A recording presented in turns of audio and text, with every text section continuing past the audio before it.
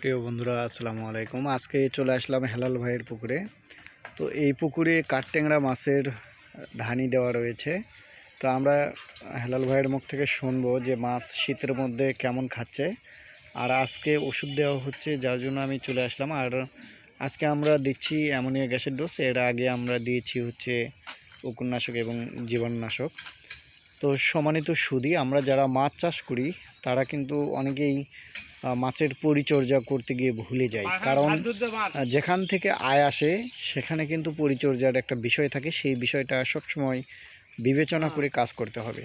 তো আপনারা লক্ষ্য করছেন যে এই যে মজনু ভাই ওষুধ ছিটাচ্ছেন, এই যে মজনু খুব সুন্দর করে ওষুধ ছিটাচ্ছেন। ওষুধটা কিন্তু এই যে বাড়ির সাইড দিয়ে, অর্থাৎ এখান দিয়ে কিন্তু খুব আবর্জনা এবং ময়লা নামে, আবার ল্যাট্রিনও রয়েছে।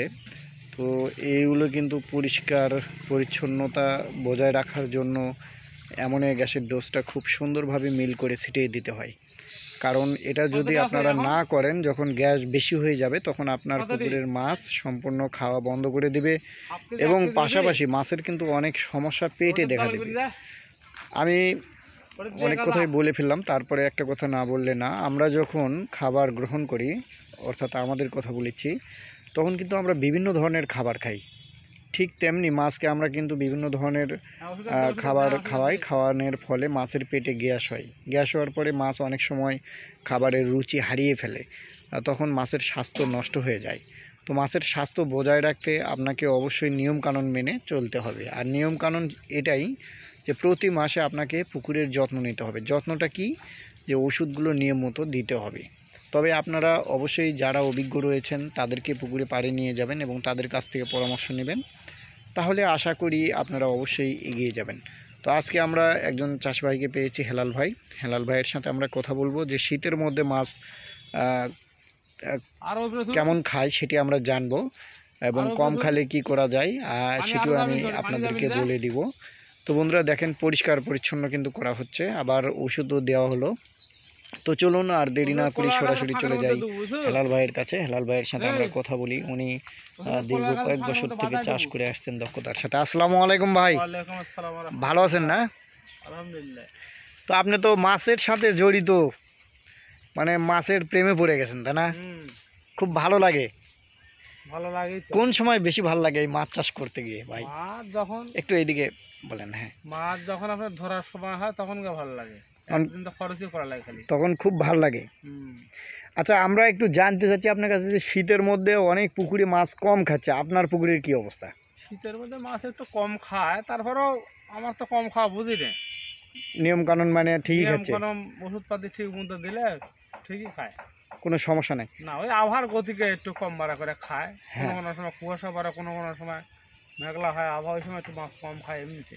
এবারে ভাই কাঠট্যাংরা মাছের বাজার, তারপর মোনাসিক্স মাছেরও বাজার খুবই ভালো। তা আপনি এখানে বর্তমানে কি কি মাছ রাখছেন একটু যদি বলতেন? লাখখানেক কাঠট্যাংরা আছে। আর কি প্রস্তুতি নিয়ে রাখছেন যে এটা এখানেই বড় করবেন না অন্য জায়গায় দিবেন? ওই অন্য পুকুরে দেবে, আমার আরেকটা পুকুর আছে ওই পুকুরে দেবে। এই জন্য আপনি এখানে আগে কয় মাস আগে কিনে রাখছেন? এটা তো ভাদ্র 80টার দিকে বোধহয় কিনে রাখছি।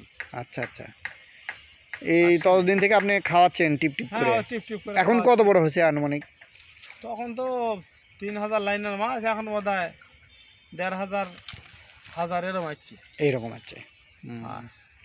তো এটা আপনি আবার আরেকটা পুকুরে নিয়ে যাবেন, যা সেটিং দিবেন, দিয়ে বড় করে তারপরে বেচবেন? হ্যাঁ, ওই পুকুর গেলে পরে বড় হাজি ওর থেকে বিক্রি।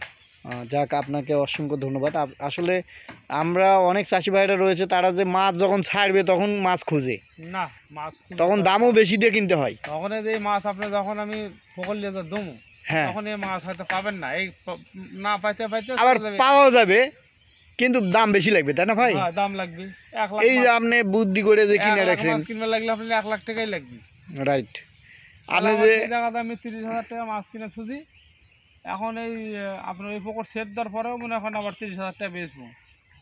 কত কত পিস মাছ আছে আপনার? মাছ আছে 1 লাখের বেশি। 1 লাখের বেশি যদি থাকে 1 লাখই ধরেন। 1 লাখ আমি ধরে নিই। আপনার যে ট্যাংরা এখন যে সাইজ হয়েছে আমি তো দেখলাম, এটা তো 1 টাকা পিস লাগবে।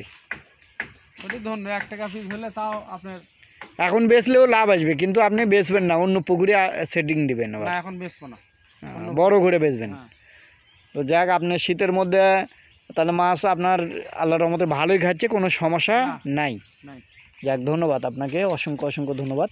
এবারে আপনার একটু শুনে শেষ করে দিই, আপনার ব্যবসা কেমন হলো মানে মাছ চাষে? ভালো তো, আমি মাছ বেচেছি আপনার কার্তিক অঘ্রাণ মাসে মাছ বেচেছি, তো মাছের বাজার তখন ভালো হয়েছিল। তখন অনেক ভালো। আমি তো 30টা 35-40টা লাইনের মাছ বেচছি 300 টাকা কেজি, 12,000 টাকা মন। এখন তো মনে করেন যে আপনার কেজি 25টা 20টা 300 টাকা কেজি, আর সেই সময় 30টাই বেচছেন, অর্থাৎ মাছ ওই সময় সংকট ছিল, মানে কম ছিল। আর পাবদা ওই সময় মাছ বেচে না তো, পাবদা মাছ ওই সময় বিক্রি কম হয়। রাইট, আপনার যেহেতু রেনু করছেন সেই জন্যই কিন্তু এটা, এই জন্যে আপনি পারছেন। ধন্যবাদ আপনাকে। সম্মানিত সুধী, আপনারা অবশ্যই হেলাল ভাইয়ের জন্য দোয়া করবেন। তিনি কিন্তু খুব বুদ্ধি খেটে মাছ চাষ করেন, কারণ এই যে পুকুরে আপনার পুকুরটা দেখছেন, এই পুকুরে কিন্তু মাছ রয়েছে কাঠটেংরা, আর এই কাঠটেংরা কিন্তু আরেকটা পুকুরে ছেড়ে দেবেন। তার যে বড় পুকুর রয়েছে সেটিও কিন্তু আমার ইউটিউব চ্যানেলে আপনাদেরকে দেখিয়েছি, আপনারা চাইলে ঘুরে দেখে আসতে পারেন তিনি কিভাবে রেনু করেন, তারপরে তার রেনু মাছ কীরকম, সব কিছুই কিন্তু আপনারা পাবেন আমার এই ইউটিউব চ্যানেলের ভিতরে। তো বন্ধুরা, মাছ চাষের যে কৌশলগুলো রয়েছে এই কৌশলগুলো আমরা ফলো করব এবং নিয়মকানুন মেনে চলব, তাহলে আমাদের মাছ চাষে কখনো লস হবে না। কারণ দেখেন, মাছ চাষ আজ থেকে হচ্ছে 25 বছর আগে কোনো প্রতিযোগী ছিল না, তখন মাছ চাষ হতো শুধুমাত্র খোল, লালি, আটা এইগুলো দিয়ে। কিন্তু এখন দেখেন হাজার হাজার লক্ষ লক্ষ প্রতিযোগী বাংলাদেশের মধ্যে কন্টেস্ট করছেন যে তারা মাছ চাষ করে যাচ্ছেন, মানে প্রায় অধিকাংশ মানুষই দেখা যাচ্ছে যে এখন মাছ চাষের সাথে জড়িত, কিন্তু অধিকাংশ মানুষ লাভ করতে পারছে না। তারা অনেকেই দেখা যাচ্ছে যে ব্যবসা তাদের সফলভাবে টিকিয়ে রাখতে পারছে না, লস খাওয়ার পরে, ঋণ যুক্ত হওয়ার পরে তারা মাছ চাষ থেকে সরে আসছেন, ঝরে পড়ছেন। তো আমি তাদের উদ্দেশ্যে বলতে চাই যে আপনারা একটু কৌশল ফলো করবেন, কৌশলগুলো ফলো করে মাছ চাষ করবেন, তাহলে অবশ্যই এগিয়ে যেতে পারবেন।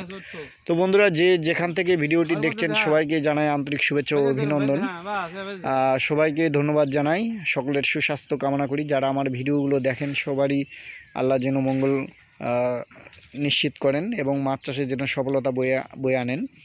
তো বন্ধুরা, আমার জন্য আপনারা দোয়া করবেন, আমিও যেন এরকম ভিডিও আপনাদের জন্য ছাড়তে পারি এবং দেখাতে পারি।